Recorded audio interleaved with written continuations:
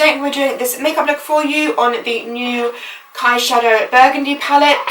I'm also using new lip product. This is the Mouthy by Megan, which is a new makeup brand by Megan McKenna. She sent me a couple of the lipstick products, so I've used that today. I really like them. I did do some swatches on my Snapchat, so you would have seen that if you follow me on Snapchat. If you don't, you can follow me here. Don't forget to click the subscribe button, and you can check out my social media here. And let's get straight into the tutorial. Okay, so starting off, I just picked a spot. Whoops! How annoying. I never get spots there. It's really strange. Anyway, I'm smarting off with a Makeup Forever Smoothing Primer, as always, my favourite primer. And then for foundation, I'm going to be using the Too Faced Born This Way foundation. I'm in the shade Golden. I've used this so much in all my videos recently, but I honestly just really like this foundation.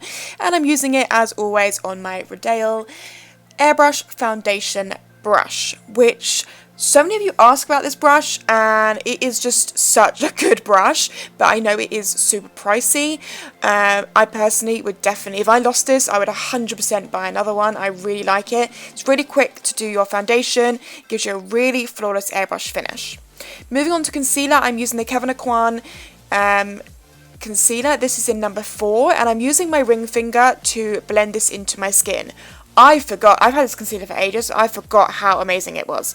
I've obviously sped this bit up because I just wanted to show you the whole process of I am just using my finger only to blend this into my skin, so my ring finger, and you want to use patting motions to blend it in. But can you see, like, seriously, I use the smallest amount because this concealer is no joke, like it's super thick, so you need the smallest amount, and you just want to use your fingers to warm the product up to push into your skin, and it just is amazing. Setting it, as always, with my translucent Rodale powder. This is my favourite powder. My Sigma tapered highlighting brush. I'm just setting everywhere I applied the concealer, but also on my, the lines, like the laugh lines. I like to set that area with this powder as well.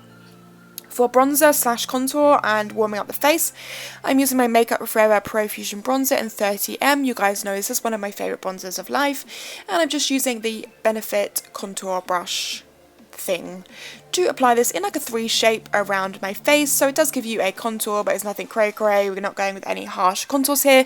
You know me, I like a pretty flawless but natural looking base to my face. Face, yes. So just buffing that in.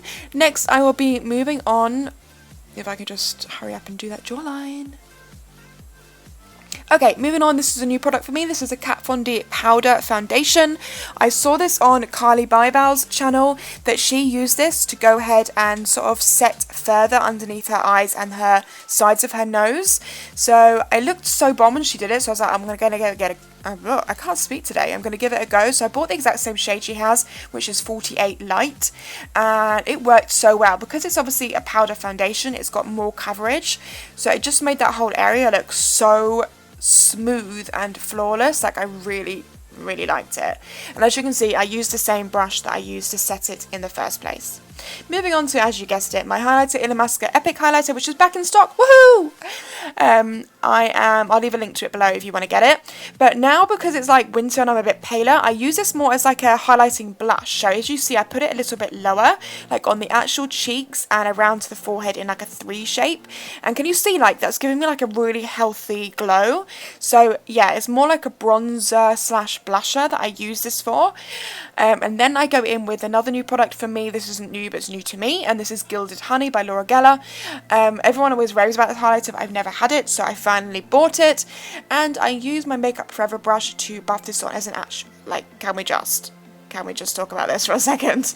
So I'm just using this as the actual highlight, so in the high points of my cheeks and down the bridge of my nose. Once you have done that, that is the face makeup complete.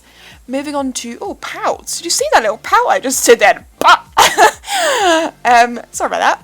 Moving on to eyebrows, I am using the same as I always do, which is the Rodale Glamour Brow in, I've actually changed to ash brown, because if you didn't notice, I've had my hair done and it's just slightly lighter. So I'm going in with ash brown rather than dark ash brown, which is what I usually use. And then I thought, I'm a bit far away, so I'm just gonna zoom you in a little bit. There you go. And I just fill them in like I normally do. I basically just underline the brow, brush it through, do a few little wispy bits at the front, and then just fill in any sparse areas.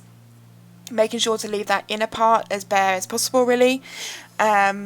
So that's the difference between the two eyebrows. You can see it's like the same shape, just like a little bit thicker and more defined. And then I'm just gonna skip through this brow pretty speedo, and then I'm doing the soap brows today. I've been doing this a couple of times recently, and it's so good. Like, if you haven't tried it, Google soap brows. If you want a video on soap brows, then let me know and I'll do a whole video on it. But it's basically, yeah, like I've put soap on this spoolie and water, and you use it to set the front of your brows, and it really, like, you can see, like, it really sticks, because I've got naturally like curly brows, you know, where they curve around, they don't stand up, but this soap brow thing makes them stand up like amazingly. So if you want a video on this, let me know. But if not, you can just, if you just YouTube soap brows, there's loads of tutorials. I think Pixie Woo was the first people to do it, and then I know Jamie Genevieve, is that how you say her name? I know she's done a tutorial on it as well. Okay, moving on to the eyes, I am taking, obviously, the Kylie Burgundy palette, and first of all going into this shade here, which is Naked. This shade is so beautiful. It is like a perfect transition colour, but obviously you can see it has like an orange, very orange undertone. It's like not as orange as Citrine in the other palette, but it's more of a wearable orange. Like, it's so nice. Look how nice this is as a transition colour. I can't speak because I'm so excited. So I'm just using a fluffy brush to blend this into my crease area, inner and outer corner, and just buff it all over. You can see I'm going over the lids, just go for it. Next, going into the shade Burgundy, which is this a beautiful shade, like the perfect burgundy shade, and I'm taking a MAC 217, which I really need a new one because when I clean it now, it never gets that perfect white clean, and it really annoys me. So I think I'm going to go buy a new one because this brush is everything to me. Anyway, I'm applying the burgundy shade in a halo effect, so the outer corner, the inner corner, and then just dragging it through the crease and also underneath the eye.